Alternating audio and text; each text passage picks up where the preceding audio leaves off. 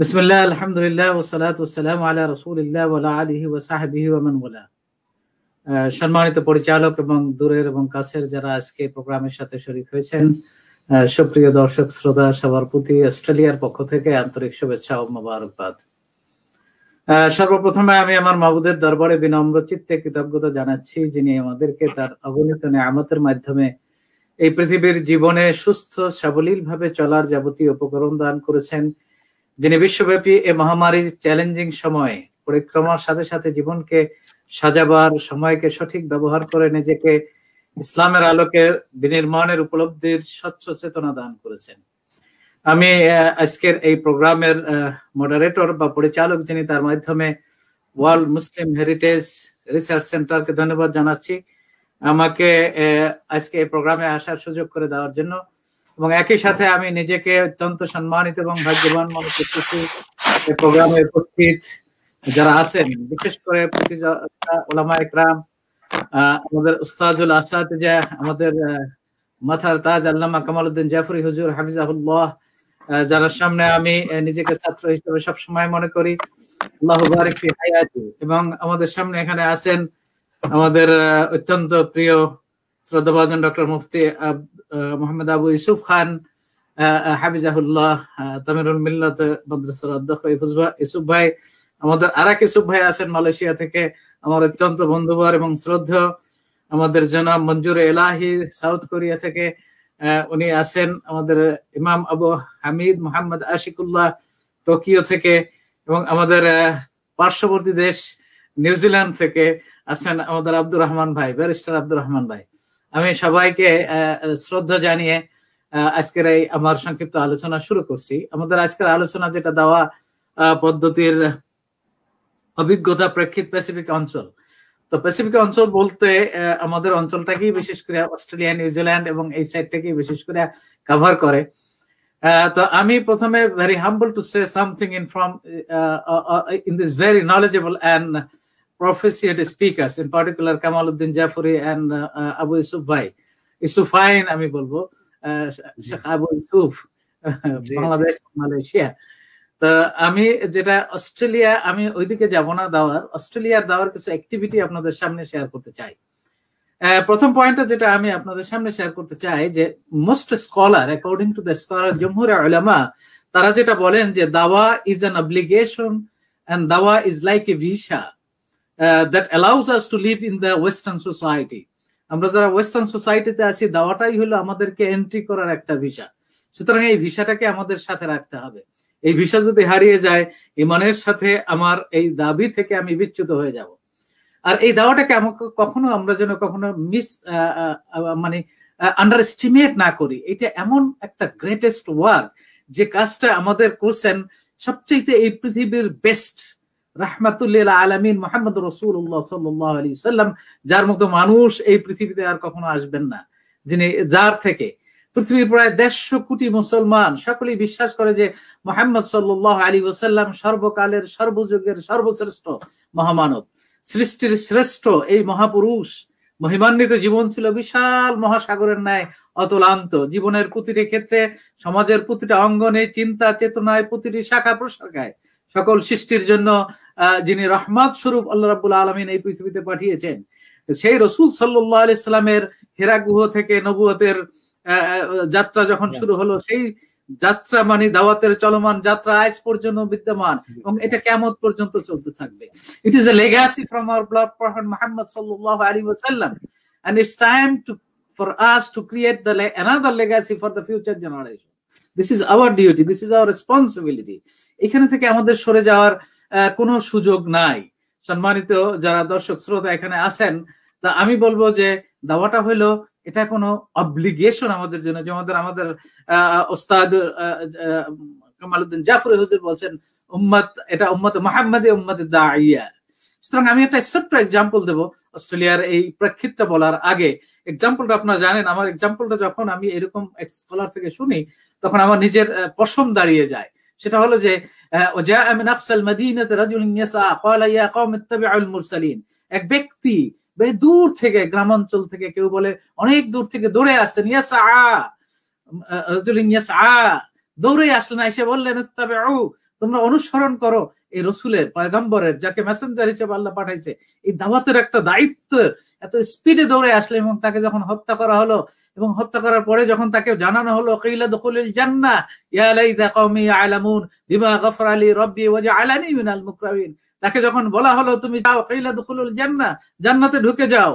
তাহলে দেখেন, আমি এই পয়েন্টটা এখানে হাইলাইট করতে চাই যে দাওয়াতটা এটা হতে হবে কালচারের একটা অংশ, আমাদের রক্তের একটা অংশ, শিহরণ, আমাদের স্পন্দন, জীবনের স্পন্দনটা হতে হবে দাওয়াত। যখন তাকে বলা হলো জান্নাতে ঢুকে যাও, তখন তার প্রথম কথাটা কি ছিল? যে আলহামদুলিল্লাহ হওয়া উচিত, যেটা সূরা জুমারের শেষে পাই, ওয়াসিকাল্লাযীনা তাকাউ রাব্বাহুম ইলাল জান্নাতি জুমারা। তখন ওখানে কি বলছে? আলহামদুলিল্লাহ, আলহামদুলিল্লাহ। উনি কি বললেন? ওই ব্যক্তি বলল কিলা দুখুলুল জান্নাহ, যখন জানা বললো তখন বললে হায় হায় রে, আমি যদি এই দাওয়াতটা আবার দিয়ে আসতে পারতাম, কিলা দুখুলুল জান্নাত ক্বালা ইয়া লাইতা কওমি ইয়ালামুন বিমা গফারা লি রাব্বি ওয়া জাআলানি মিনাল মুকরামিন।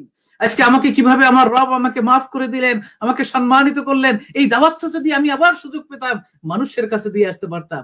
সুতরাং এই দেখেন তার চেতনাটা, জান্নাতে যাওয়ার মুহূর্তেও কিন্তু সে দাওয়াতের এই উপলব্ধি, শিহরণটা তার দিল থেকে, তার কলিজার ভিতরে ঢুকে গেছে, রক্তের ভিতরে মিশে গেছে দাওয়াতটা।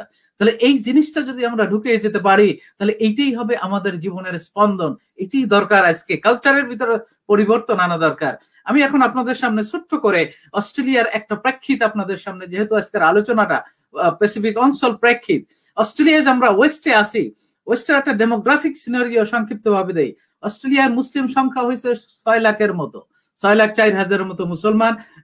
লাস্ট সেন্সাস 2016 সেন্সাস অনুযায়ী 2.6% টোটাল পপুলেশনের, এবং এর ভিতরে যারা 40% বর্ন হয়েছে, born and brought up in Australia, এই যে 600,000, 6 লাখের মতো যারা আছে, এবং বাকি যারা আছে 183 কান্ট্রি থেকে আমাদের মতো আসা লোক মাইগ্রেট করে এখানে আমরা এসেছি।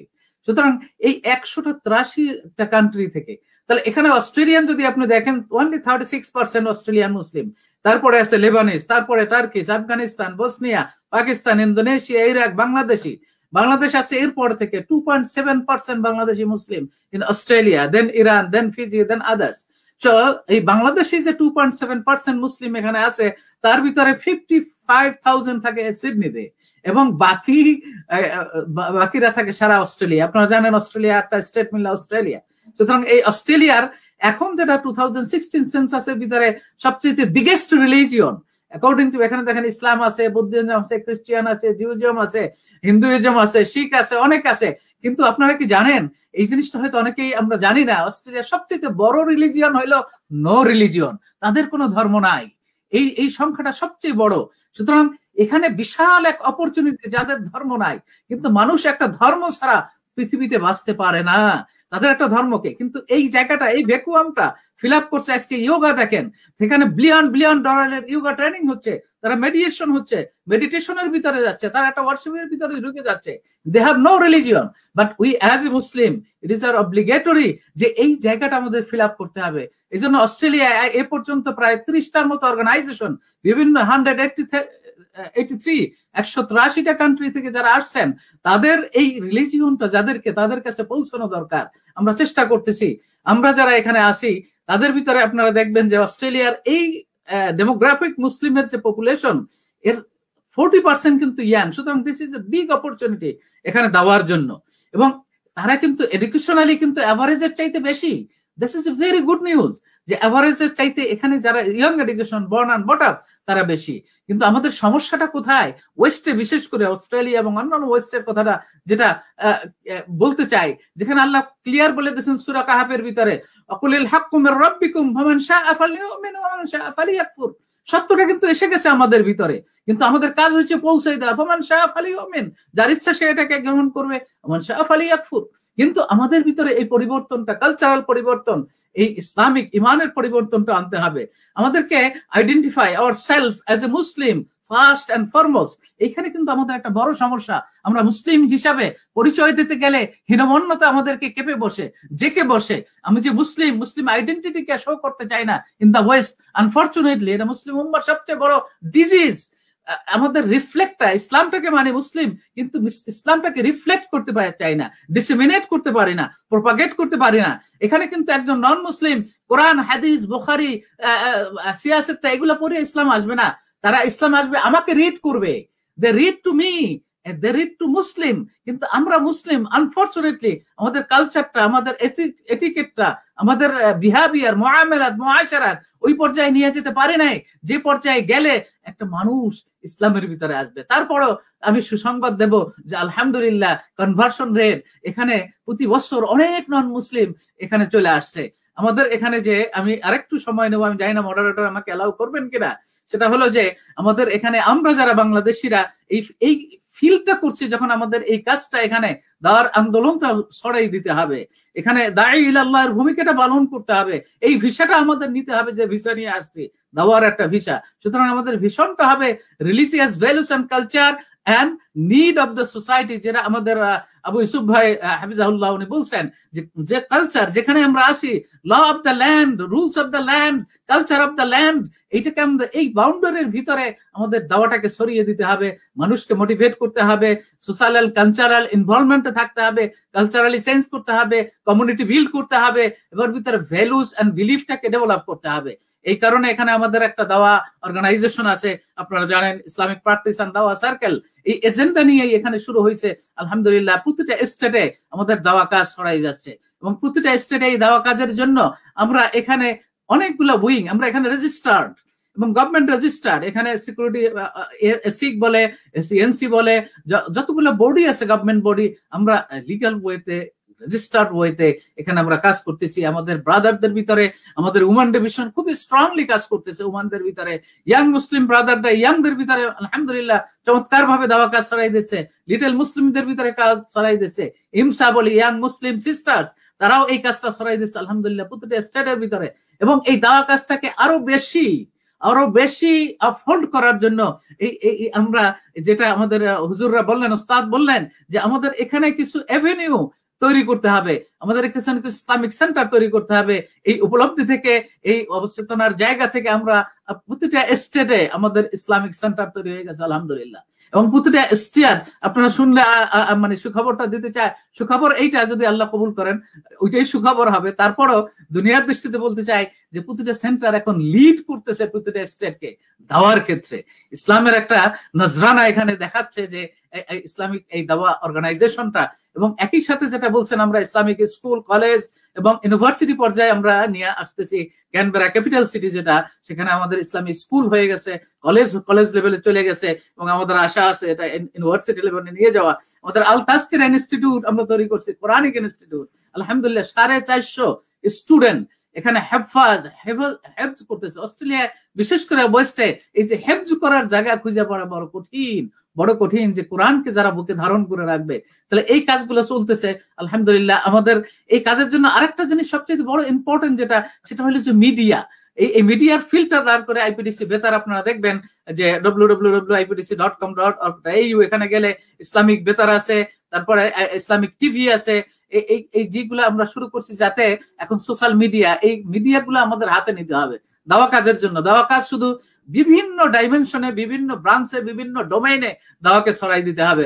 তো সম্মানিত উপস্থিতি, আমি জাস্ট খুবই এক গ্লিমস আকারে আমরা বললাম যে অস্ট্রেলিয়ার আমাদের দাওয়ার প্রেক্ষিত, বিশেষ করে প্যাসিফিক অঞ্চলে প্রচুর অপরচুনিটি আছে, কিন্তু আমাদের যে সবচেয়ে বড় সমস্যা, আমাদের এখানে নাই আল্লামা হযরত কামালউদ্দিন জাফরি হুজুরের মতো লোক, আমাদের এখানে নাই ইউসুফ ভাইদের মতো লোক।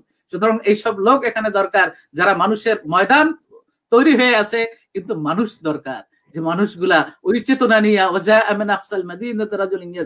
এই ধরনের কিছু পাগল দরকার, যে পাগলের মতো দাওয়াতকে নিয়ে ছড়িয়ে যাবে। এই মানুষগুলো আমাদের তৈরি করতে হবে। আল্লাহ আমাদেরকে তৌফিক নসিব করুন। আসসালামু আলাইকুম ওয়া রাহমাতুল্লাহি ওয়া বারাকাতুহু।